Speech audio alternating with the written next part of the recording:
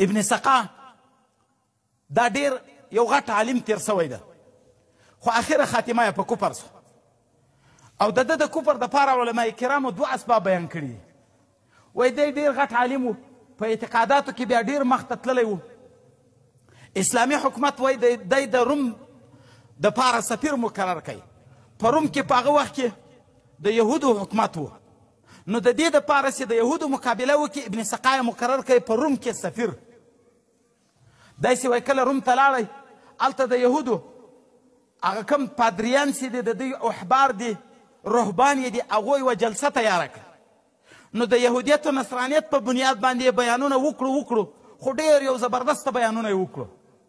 کله چې ابن سقا ته نمبر ورغی دی مسلمان و، نو دی جګ د توحید په بنیاد باندې د رسالت په بنیاد باندې بیان وکړي. خو داسې یو بیان یې وکړي چې ټولو پادریانو او ټولو احبارو رهبانو د یهودو نصراو ته یې جواب ورکړي.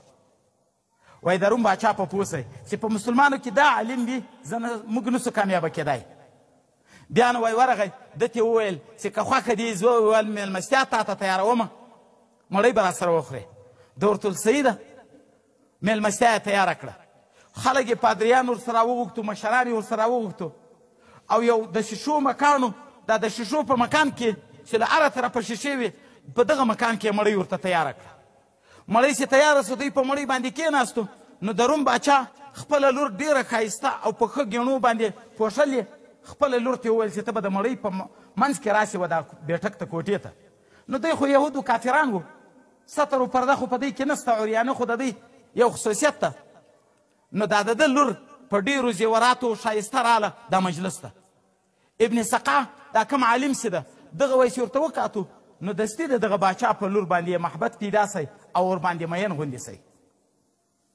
باچا ته وویل چې باچا صاحب که دا لور دې ماته په نکاح راکړه. باچا ورته ویل ته مړۍ وخوره، خبره اسانه ده.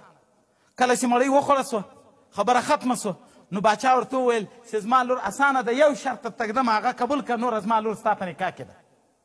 ده ورته ویل زه ورته تیار یم هر شرط. کوم شرط؟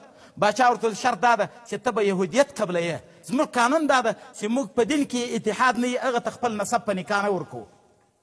یهودیت په قبلوې، بیا به لور زه تا ته په نکاح در کوم.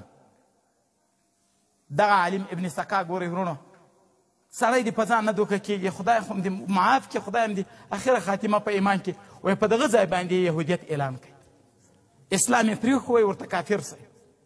او هغه باچا لور په نکاح ورکړه او بې ایمانه له دنیا لاړی تېر سو. کتاب یې دوه علته بیان کړي دي. وایي یو علت یې دا و، یو بزرګ عاجز بزرګ په د علاقه کې یو بزرګ و، وایي دا ابن سقا به ورته دی خو ښه ملا و، وایي دا بزرګ به په عذابوی. وایي دغه بزرګ ورته ویل چې زه ستا ځای په جهنم کې وینم، ته به جهنم ته ځې. هغه علت څه چې اولي یې په عذابوی، اخر جهنم ته لاړی. او ظاهري علت یې وایي دا و چې سترګو استعمال یې غلط وکاوی. ګورئ دا د سترګو نظر دومره غلط شی ده، دا د زړه جاسوسه ده چې پردۍ نامحرمې ښځې ته یې په وکاتو، هغه جاسوسي زړه ته